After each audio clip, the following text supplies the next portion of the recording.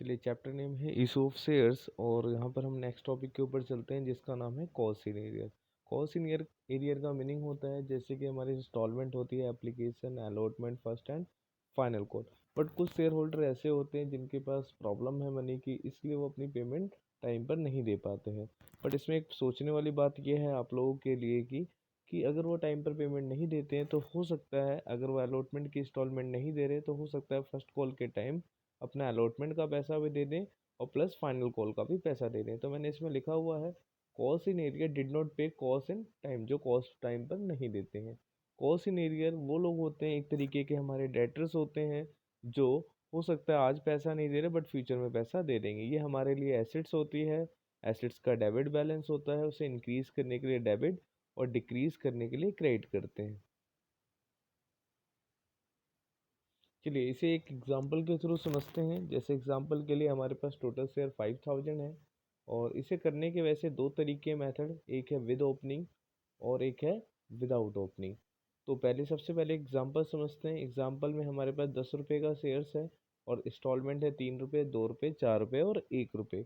यहाँ पर हमने लिखा हुआ है 300 शेयर कट। इसका मीनिंग है कि ये लोग अपनी अलॉट 300 शेयर्स अपनी अलॉटमेंट की किस्तें नहीं दे रहे हैं। और फर्स्ट कॉल के टाइम पे लिखा हुआ है 500 शेयर होल्डर जो अपने फर्स्ट कॉल की किस्त नहीं दे रहे हैं। इसी तरीके से 1000 शेयर्स जिन पे हमें फाइनल कॉल का पैसा नहीं मिल रहा है।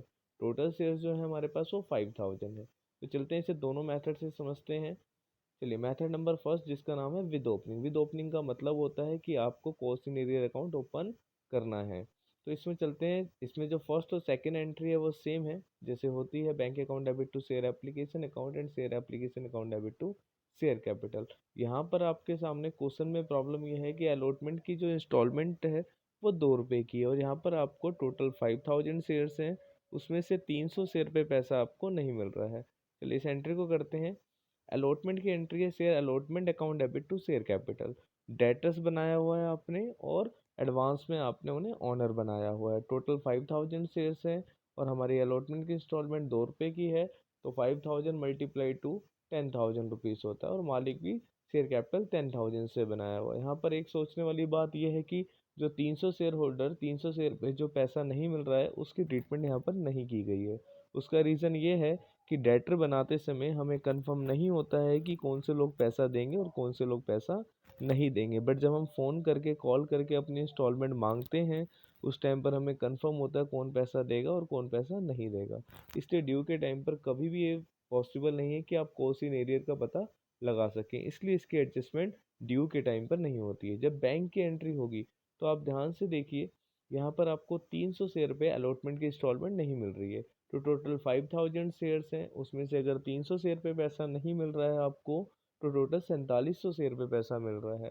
तो 300 मल्टीप्लाई दो 600 रुपये आपको नहीं मिल रहे हैं, 4700 मल्टीप्लाई टू तो ये 9400 रुपीज़ है। तो इसकी अगर आप एंट्री पे आएंगे तो एंट्री जो है हमारे पास वो इस तरीके से बैंक अकाउंट डेबिट 4700 मल्टीप्लाई दो, इसका मतलब है बैंक में आपके पास 9400 रुपये आ रहे हैं और बैंक में पैसा आता है तो एसेट बढ़ता है, इसलिए डेबिट किया हुआ है।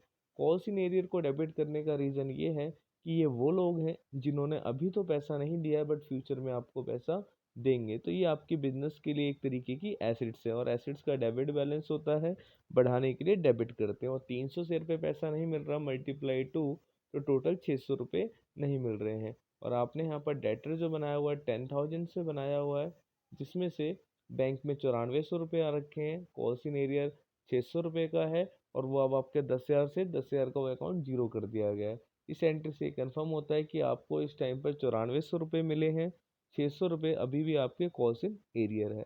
अब चलते हैं नेक्स्ट एंट्री पे, एंट्री नंबर 5 जो कि है फर्स्ट कॉल की। फर्स्ट कॉल पे 300 की जगह 500 शेयर पे पैसा नहीं मिला है। 5000 में से अगर 500 शेयर पे पैसा नहीं मिला है इट मीन्स 4500 शेयर पे पैसा मिला है। इंस्टॉलमेंट की किस्त जो है इंस्टॉलमेंट जो है वो 4 रुपये की है। तो 500 मल्टीप्लाई 4 2000 रुपये आपका कॉस्ट इन एरियर हो गया और 4500 मल्टीप्लाई 4 जो कि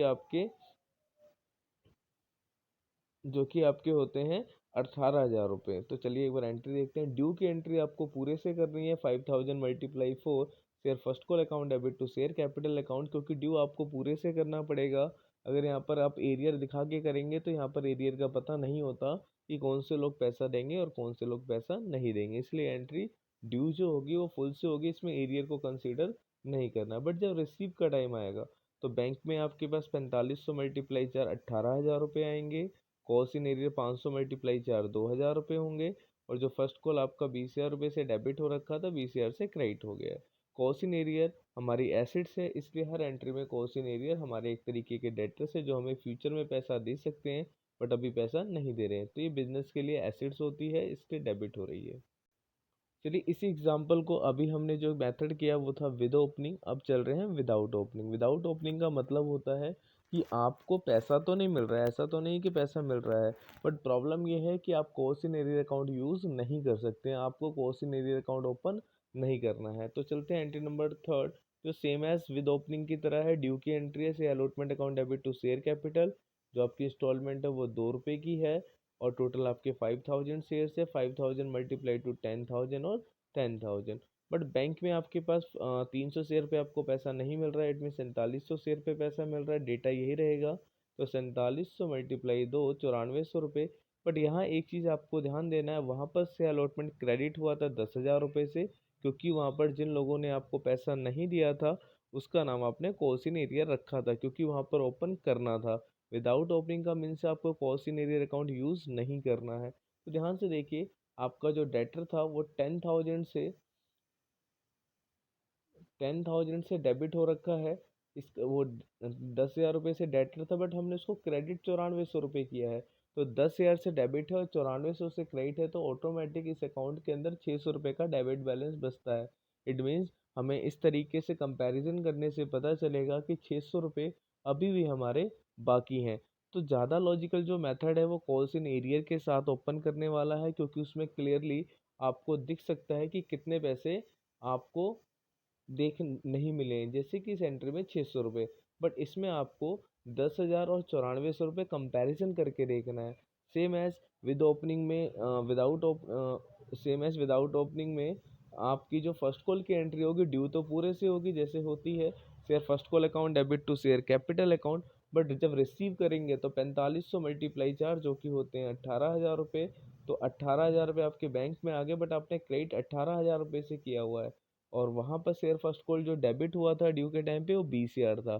तो डेबिट 20,000 से और क्रेडिट 18,000 रुपये से, इट मीन्स 2,000 रुपये अभी भी हमें अपने फर्स्ट कॉल वालों से लेने हैं। इस तरीके से विद ओपनिंग और विदाउट ओपनिंग ये दोनों मेथड कंप्लीट होते हैं। आपको ये जो टॉपिक है, ये क्वेश्चन है, एक बार वीडियो देखने के बाद रिटर्न में खुद से करना है ट्राई, और उस बेसिस से और भी क्वेश्चन हैं जो मैं आपको वो भी बता दूंगा। प्लस एक चीज़ ध्यान रखना है, लॉजिकल जो है वो विद ओपनिंग है, क्योंकि ये ज़्यादा इजीली एक्सप्लेन करता है डेटा को, और जो विदाउट ओपनिंग है वो डेटा को एक्सप्लेन इतने बेटर तरीके से नहीं करता है। लेकिन अगर एग्ज़ाम की बात करें तो आप दोनों मेथड में से कोई भी यूज़ कर सकते हैं। चलिए अपने नेक्स्ट टॉपिक के पास चलते हैं, जिसका नेम है calls in advance. Calls in advance का सिंपल सा मीनिंग है कि अगर हमने किसी भी अपने शेयर होल्डर से अगर हमने अलॉटमेंट की इंस्टॉलमेंट मांगी है, बट उस पर पैसों की प्रॉब्लम नहीं है, इसलिए वो क्या करता है, अपने अलॉटमेंट के टाइम पर अलॉटमेंट की किस्त तो देता ही है, साथ में जो आने वाली 2 किस्तें फर्स्ट और फाइनल कॉल वो भी आपको एडवांस में पे कर देता है। तो इसके नाम से क्लियर होता है, it means calls in advance, ऐसी कॉल्स जो एडवांस में आ गई है। मीनिंग है पेड इंस्टॉलमेंट इन एडवांस की, जिन्होंने अपनी इंस्टॉलमेंट एडवांस में पे कर दी है। बट जो किस्तें हमारे पास आई हैं एडवांस में, एक्चुअली में अभी हमने मांगी नहीं थी, बट वो उन्होंने पहले ही दे दी। तो ये हमारी फर्म के लिए, हमारे बिजनेस के लिए एक तरीके की लाइबिलिटीज है, और जितनी भी लाइबिलिटीज होती है उनका क्रेडिट बैलेंस होता है, उसे इंक्रीज करने के लिए क्रेडिट करना पड़ेगा और डिक्रीज करने के लिए डेबिट करना पड़ेगा, जो मैंने किया भी हुआ है। तो ये चीज़ ध्यान रखना है। इसे एक एग्जाम्पल के थ्रू समझते हैं। टोटल शेयर्स 3,000 रुपये हैं, 10 का शेयर 10 में इशू हो रहा है, 2, 3, 1, 4 की हमारी किस्तें हैं। राम हुआ है 700 shares, paid his entire balance at the time of allotment. कि राम एक ऐसा शेयर होल्डर है जिसके पास 700 शेयर हैं, और उसने अपना सारा का सारा बैलेंस अलॉटमेंट के टाइम पर दे दिया। इट मीन्स कि अलॉटमेंट की किस्त हमने जब उससे मांगी तो उसने अपना फर्स्ट कॉल का पैसा एंड फाइनल कॉल का पैसा दोनों दे दिया। तो आप समझते हैं एक वर्किंग नोट समझना बहुत ज़रूरी है। जैसे यहाँ पर 3,000 शेयर्स हैं, मैंने 2 पार्ट्स में डिवाइड किया है। 700 शेयर्स जिन्होंने पैसा एडवांस में दे दिया है, जो अमीर हैं, और 2,300 शेयर्स जो कि नॉर्मल लोग हैं, जैसे जैसे हम उनसे इंस्टॉलमेंट मांगेंगे वो वैसे वैसे पे करेंगे, ना एरियर है ना उन्होंने फालतू दिया है। तो एक वर्किंग नोट देखते हैं कि 2300 मल्टीप्लाई 3, जो हमारी अलॉटमेंट की इंस्टॉलमेंट है वो 3 रुपये की है, तो 2300 मल्टीप्लाई 3, अलॉटमेंट में हमारे पास 6900 रुपीज़ आएंगे। और एक चार्ट बनाया हुआ है 3 रुपये, 1 रुपये, 4 रुपये, तो ये 3 रुपये जो है अलॉटमेंट की किस्त है, 1 रुपये जो है ये फर्स्ट कॉल की इंस्टॉलमेंट है, और 4 रुपये जो है फाइनल कॉल की इंस्टॉलमेंट है। तो 700 मल्टीप्लाई 3, 2100 रुपये आपको अलॉटमेंट पे मिलने चाहिए। 700 मल्टीप्लाई 1 आपको 700 रुपये फर्स्ट कॉल पे मिलने चाहिए। 700 मल्टीप्लाई 4 आपको 2800 रुपये फाइनल कॉल पे मिलने चाहिए।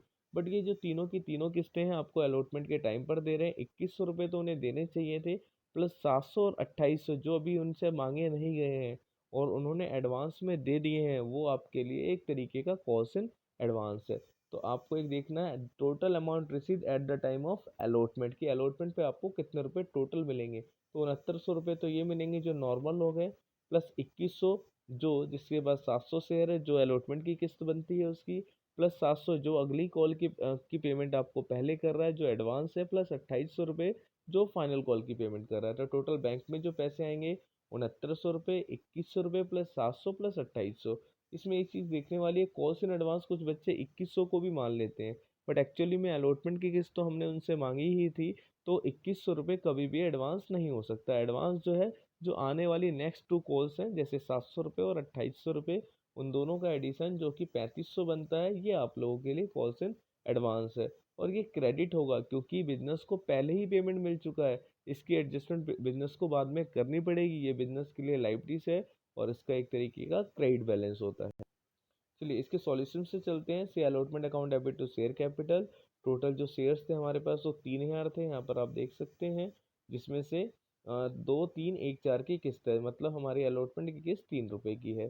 तो अगर हम देखें तो से allotment account debit to share capital, allotment के टाइम पर ये कंफर्म नहीं है कि कौन आपका पैसा नहीं देगा और कौन आपको एडवांस देगा, इसलिए एंट्री पूरे से होगी। 3 रुपये की किस्त है, टोटल शेयर 3000 है, तो 3000 मल्टीप्लाई 3, 9000 और 9000। चलिए यहाँ पर बैंक में 12,500 रुपये आए हैं, वर्किंग नोट नंबर 1 है। तो वर्किंग नोट नंबर 1 वही है जो मैंने अभी आपको जस्ट दिखाया है। ये देखिए वर्किंग नोट में हमारे पास जो बैंक में पैसा आ रहा है वो 12,500 आ रहा है, इसलिए यहाँ से ये पैसा आया हुआ है 12,500। टू से अलॉटमेंट, क्योंकि 9000 रुपये से अलॉटमेंट डेबिट हो रखा है एंट्री नंबर 3 में, इसलिए से अलॉटमेंट को 9000 से क्रेडिट किया हुआ है। और कॉस्ट इन एडवांस मैंने अभी आपको जस्ट बताया था, कॉस्ट इन एडवांस का मतलब, कॉस्ट इन एडवांस का मतलब जो फालतू पैसा मिला है। तो आप यहाँ देख सकते हैं 700 प्लस 2800 ये हमारे लिए एडवांस है। तो इस तरीके से हमारे कॉस्ट इन एडवांस में 3500 रुपये आ गए। अगर हम एंट्री को चेक करना चाहें तो बैंक में डेबिट 12,500 और दोनों का क्रेडिट का टोटल भी 12,500 है। एंट्री नंबर 5 जो शेयर फर्स्ट कॉल की है, शेयर फर्स्ट कॉल के लिए हमारी फर्स्ट कॉल की इंस्टॉलमेंट 1 रुपये की है और टोटल शेयर 3,000 है। तो हमारे ड्यू तो टोटल से होंगे, ताकि पता चल सके कि एक्चुअली हमें कितने रुपए लेने थे। तो 3000 मल्टीप्लाई 1, 3000 और 3000। बट जो लोग आपको ऑलरेडी पैसा दे चुके हैं, जो कि इस क्वेश्चन में है, एक 2300 शेयर्स पे आपको पैसा नॉर्मली मिल रहा है और 700 शेयर पे आपको पैसा एडवांस मिल गया है। तो जब आप फर्स्ट को 700 शेयर पे मांगेंगे तो वो एक ही लाइन बोलेंगे कि हम ऑलरेडी पेमेंट दे चुके हैं, इसलिए अब हम पैसे नहीं देंगे। तो जो 2300 मल्टीप्लाई 1 रुपये की इंस्टॉलमेंट है, तो आपके बैंक में जो पैसा आएगा वो 2300 रुपये आएगा। देखिए बैंक में जो पैसा आया है 2300 रुपये आया है। एक चीज़ यहाँ पर बहुत केयरफुली आपको ध्यान देना है कि जब आपको एडवांस मिला था तो क्रेडिट हुआ था क्योंकि आपकी वो लाइबिलिटीज बनती थी। लेकिन आज वो पैसा जो आपकी फर्स्ट कॉल के लिए एडवांस है, जो कि इस क्वेश्चन में आप देख रहे होंगे फर्स्ट कॉल का एडवांस 700 रुपये है, तो आज वो टाइम आ गया है कि जिन्होंने एडवांस दिया था वो यूटिलाइज करेंगे। अगर हम यूटिलाइज करेंगे तो कंपनी की लाइबिलिटीज कम होगी, जो पहले क्रेडिट हो रखी थी अब वो डेबिट हो जाएगी। तो इसलिए यहाँ पर कॉस्ट इन एडवांस को 700 रुपये से डेबिट किया गया है, जिससे ये कंफर्म होता है कि बैंक में 2300 रुपये आ गए हैं फर्स्ट कॉल के टाइम पर, और 700 रुपये हमें पहले ही मिल चुके थे जिससे हमारी लाइबिलिटीज थी, आज उसे डेबिट करके हमने 700 रुपये की लाइबिलिटीज को कम किया है। और जो हमारे डेटर बने थे फर्स्ट कॉल के नाम से 3000 रुपये से डेबिट थे जो एंट्री नंबर 5 में, अब हम उसे क्रेडिट कर देंगे 3000 रुपये से, जिससे अकाउंट पूरा सेटल हो जाएगा। इस तरीके से आपके कॉस्ट इन एडवांस के कॉस्ट इन एडवांस का टॉपिक यही है। अभी इसमें एक एंट्री बच रही है, एंट्री नंबर 7 और 8, वो आप लोगों के लिए रखी गई है। आपको ट्राई करना और कमेंट में कमेंट करना और आपने अपने आंसर्स को पोस्ट करना है, मैं उसे क्लियर करूंगा कि ये राइट एंट्री है या रॉन्ग एंट्री। प्लस अपनी बुक्स में हरियाणा बोर्ड हो या सीबीएसई बोर्ड, एक टॉपिक है। जैसे ही आप इलस्ट्रेशन नंबर 18-19 के अराउंड पहुंचेंगे तो वहाँ पर टॉपिक होगा कॉस इन एरियर और कॉस इन एडवांस। उन दोनों क्वेश्चंस को आपने ट्राई करना है, अपने डाउट्स को कमेंट में बताना है। तो आज के लिए इतना ही।